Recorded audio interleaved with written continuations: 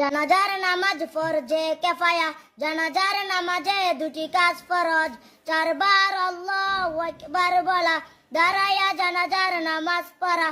জানাজার নামাজে তিনটি কাজ সুন্নত, প্রথম তাকবীরের পর সানা পড়া, দ্বিতীয় তাকবীরের পর দুরূদ শরীফ পড়া, তৃতীয় তাকবীরের পর মাইতের জন্য দোয়া করা।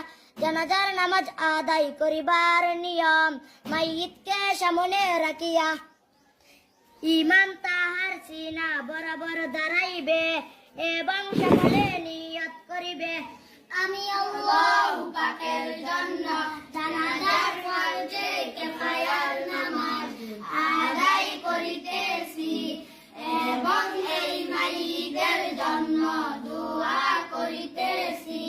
এই বলিয়া আল্লাহু আকবার বলত, আল্লাহু আকবার।